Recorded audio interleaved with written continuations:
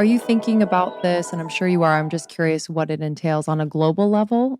So if we're thinking about, providing coherent water to the masses and in a way that's scalable and Yes. accessible, is Yeah, there a we are vision? actually Is there a working. vision there? Yeah, definitely. This is actually our whole mission statement. We want to make all bodies of water on this planet coherent. We already developed technologies that we can install in the wells of the biggest rivers.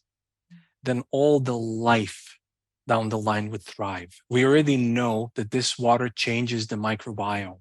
This is something that I can touch upon now. Mhm. So we took completely depleted land, completely destroyed with various chemicals. And one chunk of it we watered with regular water and one with Analemma water. So the chunk watered with regular water, nothing happened. And with Analemma water, there was a huge explosion in the biodiversity of the microbiome. So much so that it became extraordinarily fertile, and so much so that the bacteria in the land started to suck CO2 out of the atmosphere. This could be one of the easiest ways to treat greenhouse gases because you just water the land with it, and the microbiome of the land would change and suck the CO2 out of the atmosphere into the land where it belongs. So that's why our kind of idea, our whole mission, our dream, so to speak, is if we install this at the wells of the biggest river, then not only rivers, but oceans would become coherent. Entire planet would become coherent. Next step definitely would be to go to the cities and install our equipment in water supplies, because this water, you're probably aware that you cannot move water rectangularly.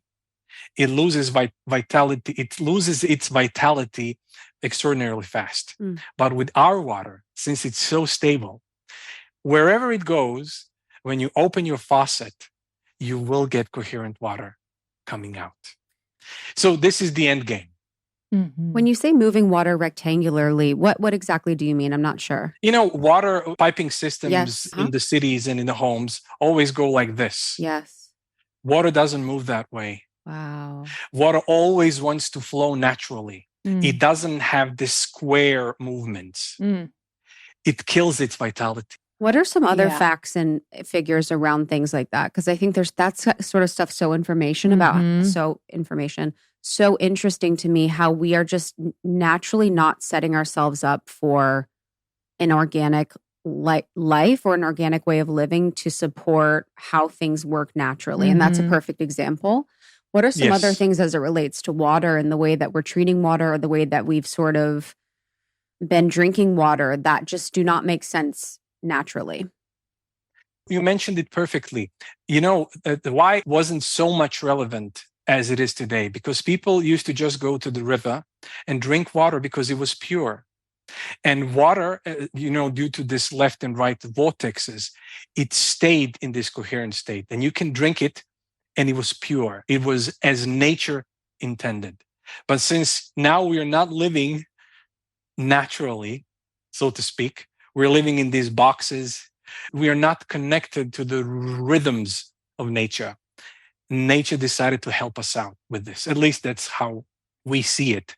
Because then we can, just by drinking this water, we can counter effect all of the quote unquote negativities of modern life. Just a quick fire. Is rainwater coherent? Are the oceans coherent? I guess what natural sources are coherent? We tested it. It's not. Why? And why it's becoming more and more, why the situation is worsening. There are thousands and thousands and thousands of 5G satellites being placed in low orbit. All of this radiation goes through the clouds. So it's not going to get better, if you know what I mean. Yeah. That's why it's so important to because all of this water then falls down on the soil, on the land, we're drinking it. So it's important that we bring the harmony back to our water. Have you encountered any resistance to the work that you're doing and the scientific research that you're doing because I would hope that, those in power that control water systems and sources and all of these things would want to be doing this research. That's the hope. But our whole thing is that we are investing big time in the science. We want to make this irrefutable to anyone. That's why we are investing so much. People who are into consciousness, they immediately experience the effect. They know that there is something special with it.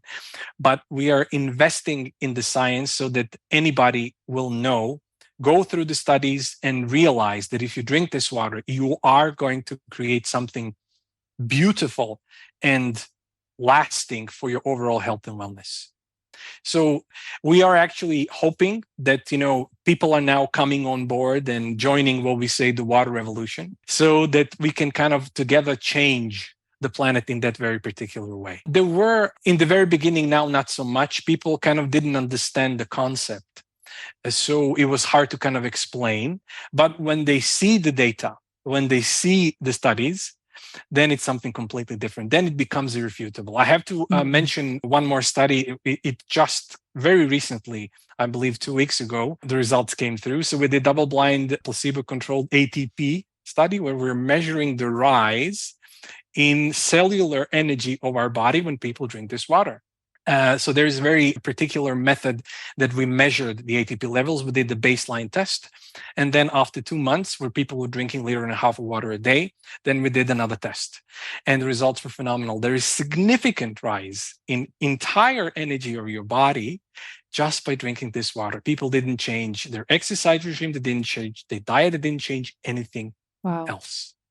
So just by drinking this water, it's kind of a ultimate biohacking tool because it changes your microbiome, it changes your biological age, it keeps you healthy, it increases the energy of your body just by drinking the water. And all of us, we all need to drink the water anyhow. It's so funny, since I'm a kind of also huge health nut. So, all of us, we kind of use all kinds of supplements. And after a while, you kind of feel, okay, I'm taking 15 pills a day and I'm healthy. But with this, you're kind of really covering a big ground. Thank you so much for tuning in to Morning Microdose by Almost 30. We hope you enjoyed waking up. As always, we encourage you to take what resonates and leave the rest. If you enjoyed this trip, tune into the full episode on the Almost 30 podcast. All episode information can be found in the show notes. Make sure to subscribe, and if this becomes a part of your morning routine, be sure to share it with a friend. We have new inspiring doses Monday through Friday. Follow us on Instagram at Morning Microdose and follow Almost 30 at Almost 30 Podcast. Thanks for listening. We'll see you in the vortex.